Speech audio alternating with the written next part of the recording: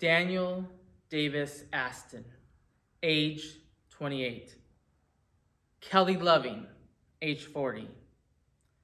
Derek Rump, age 38. Ashley Pa, age 35. Raymond Green Vance, age 22. These were the 5 lives cut short at Club Q in Colorado Springs, killed in what should have been a safe space for those in the LGBTQIA+ community and their allies. Killed in an act of hate towards a marginalized community. While this horrific act is shocking, it pains me to say that it isn't all that uncommon for the LGBTQIA+ community to receive attacks. For attacks come far too often in many various forms. I was at our inaugural Beyond Horizons retreat for the LGBTQIA+ and allies community last weekend when I received the text from our Mission Center President Kim Naton about what had happened in Colorado. We had just spent the weekend in safe space celebrating diversity as beautiful humans created in God's image. Acts of hatred like this have a long history of being fueled by expressions of Christianity that would choose to use the Bible as a weapon rather than as a guide for communal living and inclusive love as shown by the way of Christ. Know this, they are not representative of Christ.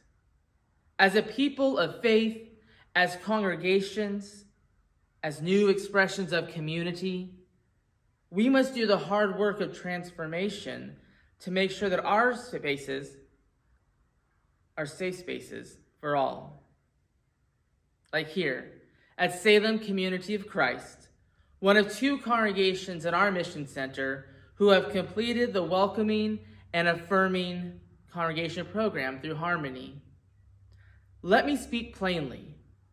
If we want those within the LGBTQIA+ community to know that we are a safe and a welcoming space for them, then we have to be willing to go through the welcoming and affirming journey as well. To learn more, visit www.harmony.lgbt and under the Programs tab, select Welcoming and Affirming Program. Let us now take a moment of silence to remember those whose lives were lost and injured during this hate crime on the LGBTQIA+ community.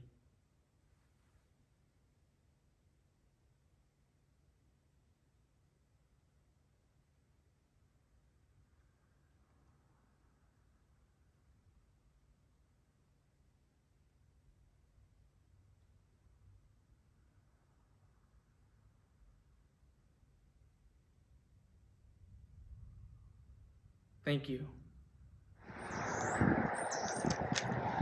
This is the peace pole that we planted at the Salem congregation by our front doors, the first Sunday that we gathered together again after the pandemic lockdown was over. It was donated by John and Levon Mills, and the message on the peace pole is, "May peace prevail on earth." It's written in 8 languages. And as I offer the blessing this morning, I'd like you to focus on the peace pole as we consider what we have to offer God. Reflecting on the mass shootings in our country, the war in Ukraine, the homeless, and others who are marginalized across the world, please open your hearts and pray with me. Holy and amazing author of goodness, we come to you, gathered around this symbol of your peace. Its words reflect who we, your children, are supposed to be in our world. But it seems like there is so much violence and suffering And we wonder, where is real peace? We who are weary offer up a blessing for those who are victims of violence. We offer a blessing for those who perpetuate violence, that they might be redeemed,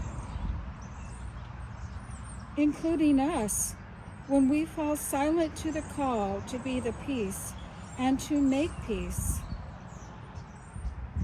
We offer up our own broken hearts when we feel helpless, and we plead for forgiveness because of our inaction. Our closed doors and hard hearts are also a form of violence towards others that you, God, created and deeply love. As we enter this holiday season, help us to be open to your generous gifts of peace and hope, but not for ourselves only, recognizing that this is a time for loneliness and grief for many.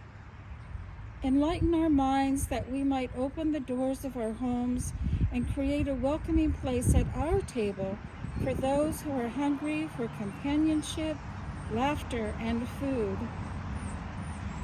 We live in the hope that even these small acts of invitation and love will reflect your light into the darkness of our world. And always bless us with the remembrance that we belong to you. In our lives and in our prayers, may your kingdom come. From the Doctrine and Covenants 161:7, the spirit of the one you follow is the spirit of love and peace. That spirit seeks to abide in the hearts of those who would embrace its call and live its message. The path will not be always easy. The choices will not always be clear, but the cause is sure, and the Spirit will bear witness to the truth, and those who live the truth will know the hope and the joy of discipleship in the community of Christ. Amen.